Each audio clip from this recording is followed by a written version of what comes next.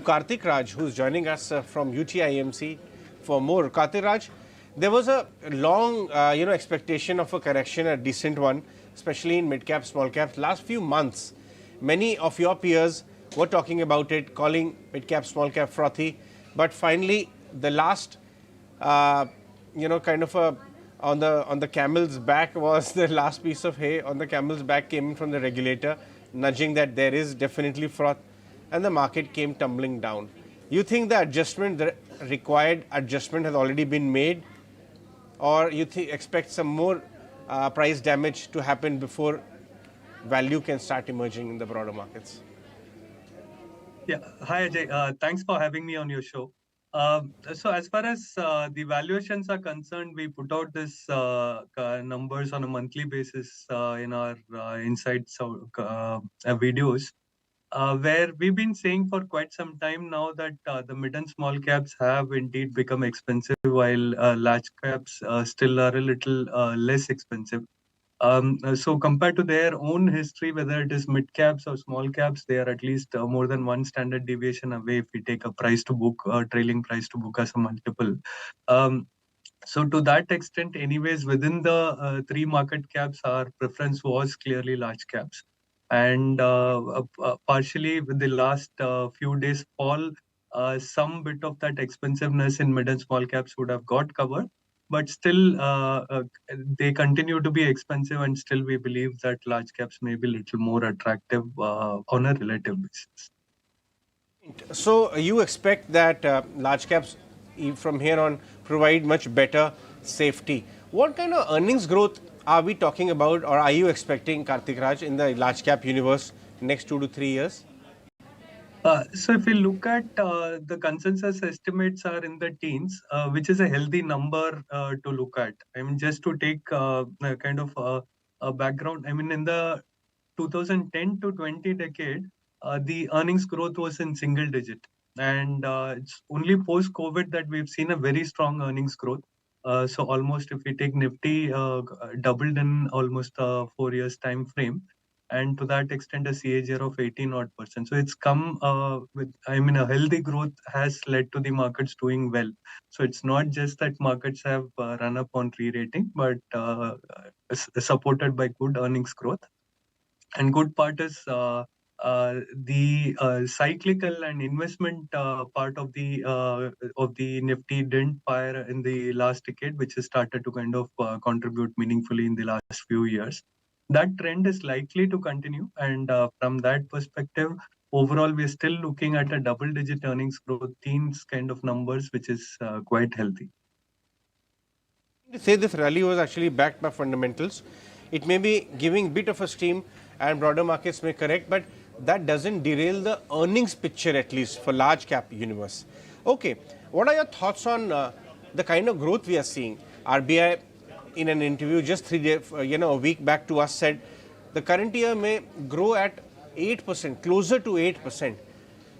Are you confident that this high growth could be prolonged in nature? And if yes, then India's capex cycle may actually continue and earnings cycle? Right. So, I mean, clearly, even Q3 numbers have been better than expectations, and to that extent, FY24 numbers may also be upgraded. FY25 again in the range of around 6.5 to kind of 7% kind of ballpark consensus numbers. If we take longer term, even in the last 10-20 years, which could kind of entail multiple cycles, we've seen around 6 odd percent real GDP growth. And on such a large base, if we are able to deliver that kind of growth in the next decade or so, that is still very good. I mean, individual years, it can be 7.5 as well, which can be quite positive. Overall, even with a 6+% kind of growth, will be one of the fastest growing amongst all major economies. So to that extent, it is going to be a commendable job, and even a 6+% growth should look quite healthy. If it is 7+, nothing like it. I'll let you go, Karthikraj. Can you tell us about what are your top overweights right now in this market, especially the ones which provide best risk reward, because they may not have participated in the same way in the last 2-3 year rally as some others have? One of our key overweights has been private banks. The large private banks have continued to gain share from zero, probably 3 decades back to the current levels. They've continued to gain market share. So here we have a story of companies growing faster than the industry, and the industry itself growing in line or probably faster than the economy itself, the nominal GDP. So that's where it's a high growth story. And the valuations, if we compare their own history, whether 5 years or 10 years, this is one sector where the valuations are also quite comfortable or lower compared to their own 5-10 year history. So from both from valuation perspective and growth perspective, private banks clearly stack up well. The other overweight is IT. We've been overweight on IT sector for the last year or so. The IT sector in 2021 was building in extreme optimism. From there, we've seen price correction and the time correction as well. Post that, the valuations have been attractive, and the longer term opportunity for these IT services companies still remains intact. And that's where we've increased the exposure, and we continue to be overweight on that.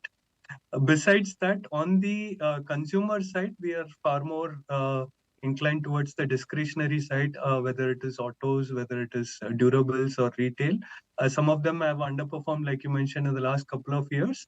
But these are structural stories where it is unorganized to organized, increased penetration, the per capita income going up helps some of these companies and sectors. And that's where we believe with the valuation also going through a time correction, many of them are attractive, and they should compound going forward. All right, Karthikraj, thank you very much for joining us on the show today. With that, we'll take a break, but on the other side, a big interview lined up. We will be joined by Sanjeev Sanyal on the next generation reforms everybody's talking about, and also his thoughts on the durability of high growth which India is clocking right now.